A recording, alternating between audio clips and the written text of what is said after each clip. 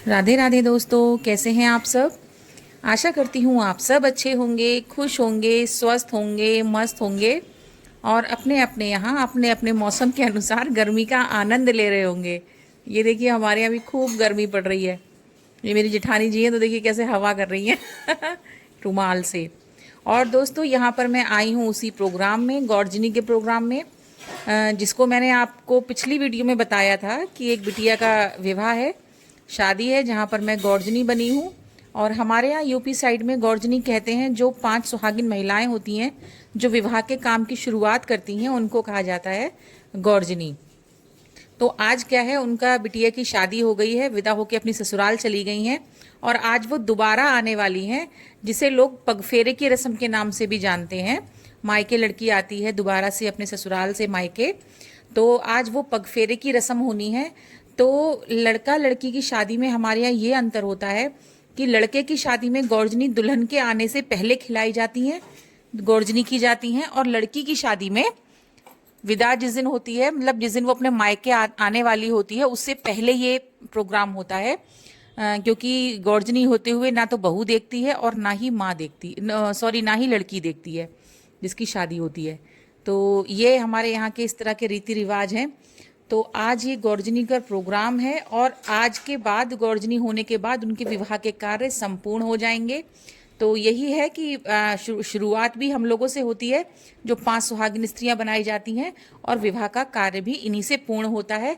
गौरजनी होने के बाद आज उनका विवाह का कार्य जो है वो संपूर्ण हो जाएगा। तो उसमें देखिए ये क्या हो रहा है, मिठाई की ना, किसी भी मीठी बर्फी की या गुड़ की किसी भी चीज़ की गौर बनाई जाती है, शंकर पार्वती गणेश जी बनाए जाते हैं और उनका इस तरह से पूजन होता है, रोली से, पूड़ी पुए मिठाई और जो भी खाना पीना बनता है उन सब से। तो पहले हम 5 स्त्रियां जो गौरजनी बने हैं वो पूजा करेंगे, उसके बाद और भी जो सुहागिन स्त्रियां जो पूजा करना चाहती हैं वो कर सकती हैं। ये तो सबके लिए बहुत अच्छा है।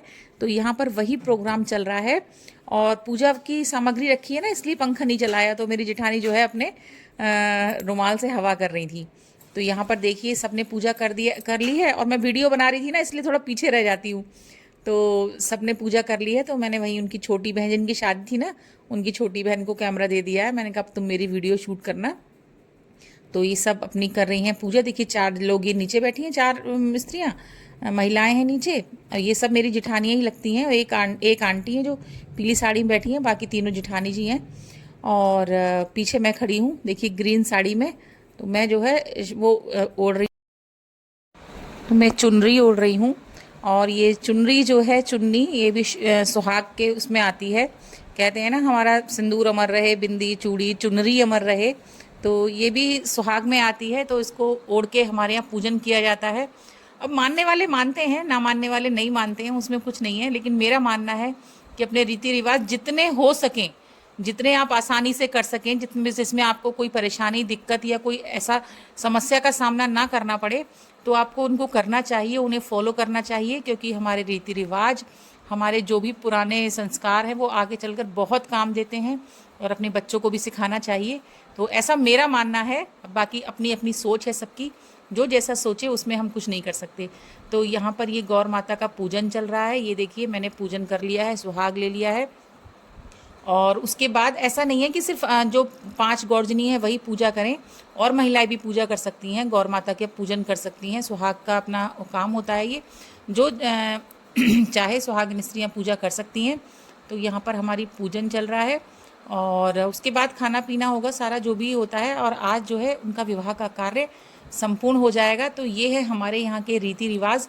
और आप लोगों के यहाँ कैसे होते हैं, क्या होता है, और ये जो मैं आपके साथ ये सब बातें शेयर करती हूँ, मैं ये बताना चाहती हूँ, आप लोग के साथ शेयर करना चाहती हूँ कि हमारे यहाँ किस किस तरह से शादियों में होता है और कैसे हमारे यहाँ के रीति रिवाज है। तो ये सब मैं आपके साथ शेयर करना चाहती हूँ। मुझे कमेंट बॉक्स में ज़रूर बताया कीजिए कि आपको ये सब जानकर कैसा लगता है और आपके यहाँ क्या क्या होता है। तो चलिए देखिए हमारे यहाँ पूजा का क्या क्या प्रोग्राम हो रहा है।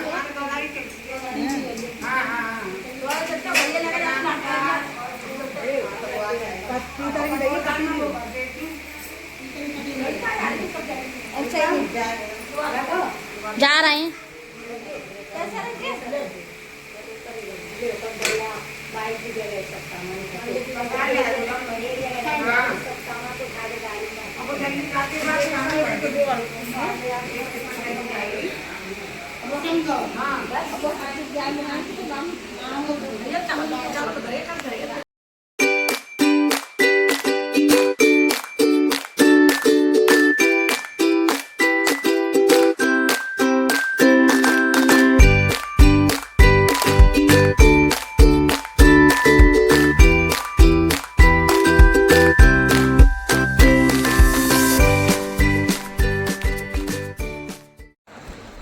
और दोस्तों, जहाँ 4 महिलाएं बैठी हों और बातें ना हों तो ऐसा तो हो ही नहीं सकता। पूजा पाठ करते जा रहे हैं और बातें अपनी करते जा रहे हैं। तो यहाँ पर ये सब हम सब आपस में देवरानी जिठानी लगते हैं, तो हंसी मजाक चल रहा है। और कभी कभी तो ये मौका मिलता है, वरना किसको फुर्सत है। अभी ये शादी के प्रोग्राम थे, तो एक काम की वजह से या कह लीजिए पूजा की वजह से सब इकट्ठे हो रहे थे। इसके बाद फिर किसी को फुर्सत नहीं मिलती। कभी तीज त्यौहार पर ही एक दूसरे के घर आना जाना होता है, इतना कहाँ समय किसी के पास रखा है। तो यही बातें हमारी आपस में चल रही हैं, एक दूसरे से बातें कर रहे हैं, हंसी मजाक चल रही है। और ये जो एक दूसरी भाभी जी हैं वो पूजा कर रही हैं।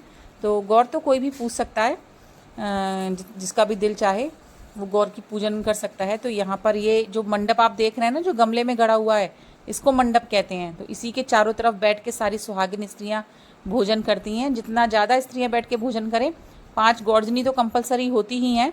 उसके अलावा जो कोई भी बैठ के इसके पूजन करना चाहे गौर का, या जो मंडप के नीचे बैठ के खाना चाहे, वो उतना ही अच्छा माना जाता है। तो यहाँ पर ये देखिए, एक और भाभी जी आ गई हैं, दूसरी, वो पूजा करेंगी। तो ये हमारा बातें भी चल रही हैं, पूजा का काम भी चल रहा है। तो यही है हमारे यहाँ की सारे काम, हंसी मजाक चल रही है और ये मेरी वही साड़ी है दोस्तों, जो मैंने उस पर नवरात्रों पे पहनी थी ना। मैं आप लोगों से कह रही थी मेरी साड़ी पर घी गिर गया था, और आप प्लीज़ मुझे कमेंट करके बताइए कि मैं इसके घी के दागों को कैसे छुटाऊं। तो मैंने बहुत मेहनत की है इन घी के धब्बों को छुटाने की। काफ़ी हद तक साफ़ भी हो गए हैं, और बहुत हल्का मामूली कोई गौर से देखे तो पता चल रहा है। तो मैंने आज पहन के आई थी, इसीलिए मैंने कहा देखती हूँ किसी को पता चलता है नहीं चलता है कि इसमें दाग लगे हुए हैं नहीं लगे हुए हैं। तो ये देखिए, मैं अपनी जिठानी जी को दिखा रही हूँ, पूछ रही हूँ दीदी इसमें कुछ स्पॉट वगैरह आपको पता लग रहा है? नहीं। तो वो पूछ रही हैं क्या हो गया था, तो बता रही हूँ मैं कि इसमें घी की कटोरी गिर गई थी।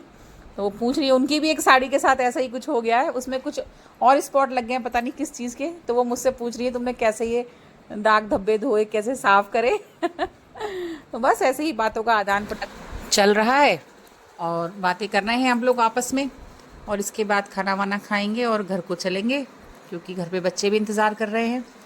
और यहाँ पर देखिए, हम सबकी थालियाँ लग गई हैं, और वही है कढ़ी चावल सब्जी, सूखी सब्जी, पूड़ी पुए, चंदिया, और मंडप वाला खाना होता है सारा, जो कि शुभ कामों में होता है। तो यहाँ हम सब 5 गौरजनियों की प्लेटें लग गई हैं, और हम सब खाएंगे। और भी जो स्त्रियाँ चाहें, मंडप के नीचे जितनी सुहागिन स्त्रियाँ ज़्यादा बैठकर खाएं उतना ज़्यादा अच्छा होता है। तो सब बैठकर खाना पीना खाएंगे, और उसके बाद चलूँगी मैं अपने घर को।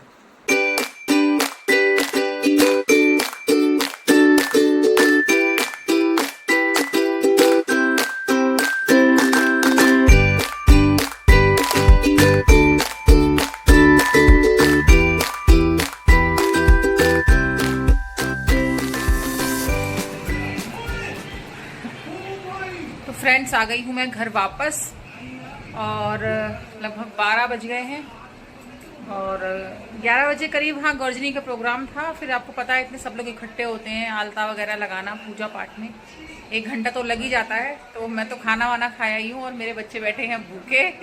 तो अब खाने की तैयारी करती हूँ, और खाने में आज संडे है तो बना रही हूँ छोले चावल। छोले वगैरह बॉईल करके गई थी, मुश्किल से 15 मिनट में दोनों चीज़ें बन जाएंगी।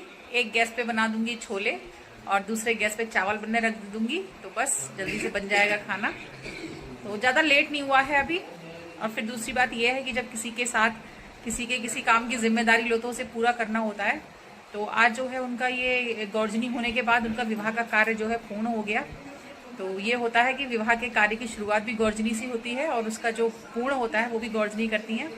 तो उनको खिला पिला के विदा कर दिया, हमारी विदा हो गई। और चलिए अब मैं करती हूँ अपने खाने पीने की तैयारी, और खाने में बनाऊंगी छोले चावल। आप बने रहिए मेरे वीडियो पे लगातार। तो ये देखिए, ये छोले मैंने सुबह ही बॉईल कर लिए थे। वैसे भी कोई बॉईल वगैरह करने की चीज़ें होती हैं तो मैं मॉर्निंग में ही बॉईल करके रख देती हूँ। तो अच्छी तरह से उबल गए हैं, और यहाँ पर टमाटर मैंने काटे हैं और टमाटरों में ही सौंफ, धनिया, हल्दी, मिर्च सारी चीज़ें डाल दी हैं। बाकी जो अपने नॉर्मल मसाले होते हैं वो हैं। और यहाँ पर भगोने में मैंने कर लिया है ऑयल गर्म और इसमें डाल दिया है 1 चम्मच जीरा। तो वैसे तो छोले हैं, राजमा है, ये चीज़ें प्याज वगैरह से अच्छी लगती हैं, लेकिन जैसा कि आपको पता है मैं लगाती हूँ भगवान जी का, ठाकुर जी का भोग, मंदिर में मैया का भोग लगाती हूँ, तो मैं प्याज लहसुन का इस्तेमाल नहीं करती हूँ। तो तेल में मैंने जीरा डाल दिया है, 4-5 लौंग डाल दी हैं और डाल दिए हैं तेज पत्ता, और फिर बाद में डाल दिए हींग। और कैमरे को दूर कर लिया है क्योंकि हींग लौंग ही चटकती है ना, तो कभी कभी ऊपर भी आ जाती हैं। तो जब ये सब चीज़ें भुन गई हैं तो मैंने डाल दिए हैं इसमें टमाटर, और अच्छी तरह से थोड़ा सा पानी डाल के ना इसको थोड़ी देर भुनने दूंगी। और इन दिनों गर्मियों में टमाटर वैसे भी काफ़ी लाल हो जाते हैं रखे रखे भी, तो ज़रा देर में गल जाएंगे और थोड़ा सा पानी डाल के मैं इनको गलने दूंगी अच्छी तरह से। तो जी हाँ, मैं ये कह रही थी कि जैसे ठाकुर जी का भोग लगता है या मंदिर में भोग लगाती हूँ मैं, तो इस वजह से प्याज लहसुन का इस्तेमाल नहीं करती हूँ। और अगर कभी कोई सब्जी में प्याज लहसुन मैं डालती भी हूँ तो पहले भोग के लिए मैं अलग निकाल लेती हूँ, अलग सब्जी बना लेती हूँ, उसके बाद फिर उसमें प्याज लहसुन वगैरह डालते हैं। तो ऐसा होता है, अपना अपना नज़रिया है। और वैसे तो भगवान जी को भोग बिल्कुल सात्विक ही लगता है, तो मैं इसी तरह से जो घरेलू सामान होते हैं तो उनमें खाना बनाने की कोशिश करती हूँ। और अपने मुंह से तारीफ़ वाली बात नहीं है, यकीन मानिए आप घरेलू चीज़ों से और इस तरीके से भी बनाते हैं तब भी खाना बहुत अच्छा बनता है। तो ये देखिए टमाटर अच्छी तरह से भुन गए हैं, गल गए हैं, और मैं टमाटरों को ज़्यादा मैश नहीं करूँगी, थोड़ा सब्जी में दिखते रहते हैं तो अच्छे लगते हैं। और जितनी देर में टमाटर गले हैं उतनी देर में मैंने दूसरी गैस पे रख दिए हैं चावल। तो मैंने कहा था ना 15 मिनट में दोनों चीज़ें बना के कर दूँगी तैयार। तो ये देखिए टमाटर हमारे अच्छी तरह से गल गए हैं और अब डाल दूंगी मैं इसमें छोले, और हमारे छोले चावल 10 मिनट में बनके हो जाएंगे तैयार। और यहीं पर करूंगी अपनी वीडियो का एंड। तो कैसे लगे आपको हमारे यूपी वालों के रीति रिवाज और छोले चावल की रेसिपी, कमेंट बॉक्स में ज़रूर बताइएगा। मिलूंगी अगली वीडियो में, ये पड़ गया नमक। तब तक के लिए bye bye, take care, love you all. और प्लीज़ मेरे चैनल को सब्सक्राइब कीजिए, लाइक कीजिए, शेयर कॉमेंट कीजिए। बाय।